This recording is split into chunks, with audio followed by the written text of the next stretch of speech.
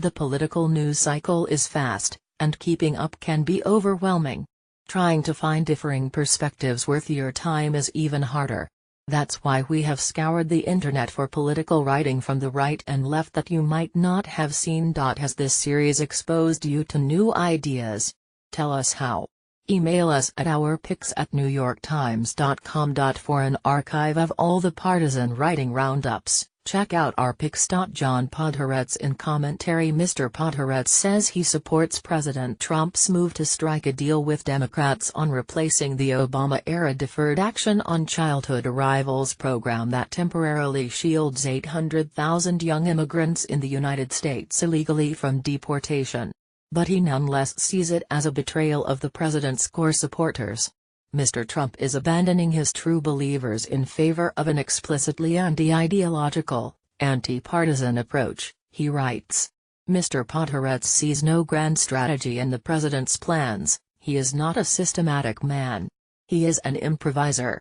Read more _Robert Law in the Hill. Mr. Law works for FAIR, a group that advocates policies that would restrict immigration to the United States.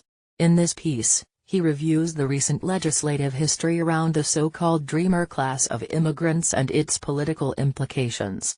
Mr. Law also proposes border security measures, immigration monitoring provisions and conditions for limited amnesty that he would consider palatable to conservatives as part of any negotiation. Read more _David Berulak in the Federalist. Mr. Berulak finds an alternative to passing immigration policy changes through the legislative process by looking to the tax code.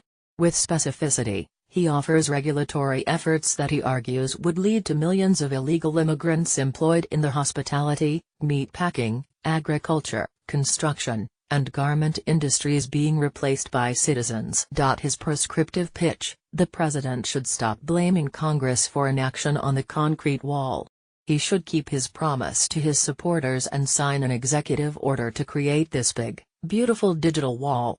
Read more _Ben Mathis, Lily and Osit Nwanivu in Slate. The Slate analysts focused on the perspective of the Democrats, the political ramifications and likelihood of achieving preferred policy outcomes through a potential bipartisan deal with the Trump administration.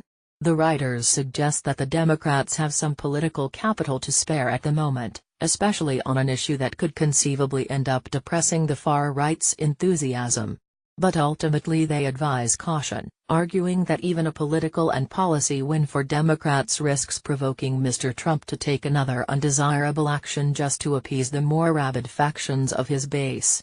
Read more _Cesar Cuauhtémoc Garcia Hernandez as interviewed in Jacobin. Professor Hernandez of the University of Denver studies the intersection of criminal law and immigration law at his blog Crimigation. In this interview, released just before the news of the immigration negotiations was made public, he takes a long look back at the legal constructs framing the current debate, specifically the binary of immigration law that's existed for several years that states that there are good immigrants and bad immigrants. Professor Hernandez argues that making policy assessments about the moral worth of individuals is a really slippery because we're talking about people. People are not easy to characterize, we're a mix of good and bad. Read more _the editorial board of the Los Angeles Times. The editorial board makes their point pretty plainly: we hope the president and leaders of both parties in Congress can find a way to make this work. They cite fairness and allude to public polling that indicates that most of the American people agree with a path to citizenship for this cohort. They point out that these are people, after all, who often have spent little time in the country where they were born, speak only English and have been brought up as Americans. To qualify for DACA protections, they had to be in school or have graduated or to have been in the military. Read more _Rick Klein and Mary Alice Parks in ABC News. The ABC analysts look at the political stakes for congressional leaders on both sides of the aisle.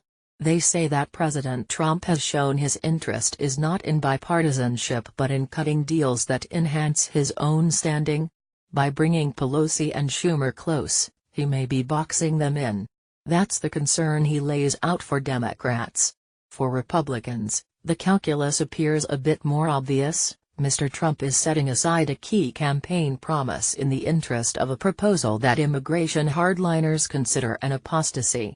Read more _ David Graham in The Atlantic. Mr. Graham looks back at his reporting from the 2016 campaign trail to understand some of the anger and frustration on the right.